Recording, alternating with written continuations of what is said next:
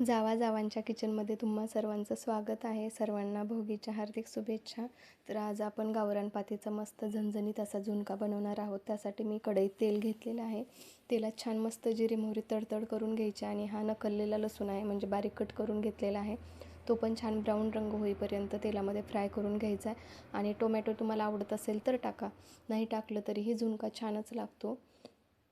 आता आणि ही कांद्याची जी पात आहे ना, पातीच्या मागे जे कांदे असतात त्या कांदा कट करून घेतलेला आहे. तो तेलामध्ये थोडासा फ्राय करायचा, त्यामुळे तो पातीसोबतच लवकर शिजतो.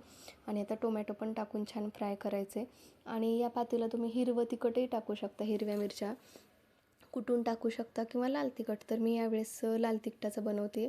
तर लाल तिखट थोडं जास्त चवीनुसार टाकायचे, 2-3 चमचे टाकायचे. हळद आणि हिंग चवीनुसार टाकायचा, कारण हा झुणका झणझणीत असेल तरच खायला मजा येते, कारण हा आपण भाकरीसोबत खाणार आहोत. आता छान मिक्स करून घ्यायचं. आणि ही जी कांद्याची पात आपण पहिले धुवून घेतली आणि नंतर कट करून घेतलेली आहे, ती आता कढईमध्ये टाकायची आणि छान मिक्स करून घ्यायची तेलामध्ये, कारण ही कवळी पात आहे, लवकर शिजते.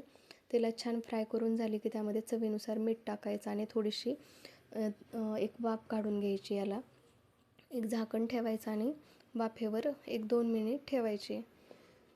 मस्त वाफ आलेली आहे आणि त्याला पाणी पण थोडंसं सुटलेलं आहे. छान मिक्स करून घ्यायचं आहे. आणि आता यामध्ये आपण काय करणार आहोत, बेसन पीठ जेवढं मावेल तेवढं टाकायचं आहे. आपण या पातीमध्ये जेवढं मावेल तेवढं टाकायचं आहे, कारण हा झुणका मस्त कोरडा होतो, भाकरीसोबत खायला छान लागतो.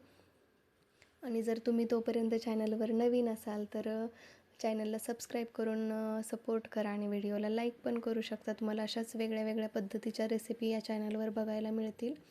तर थोडंसं मी गरम पाणी करून घेतलेलं आहे, कारण बेसन पीठ शिजायला टाकायचं थोडंसं, म्हणून मी थोडंसं गरम करून पाणी टाकलेलं आहे. आणि आता हे बेसन पीठ शिजण्यासाठी अजून आपल्याला याच्यावर झाकण ठेवायचं आहे. बेसन पीठ थोडंसं खाली लागतं, पण ठीक आहे, काही प्रॉब्लेम नाही, कारण ते करपत नाही. आपण गॅस बारीक ठेवलेला आहे.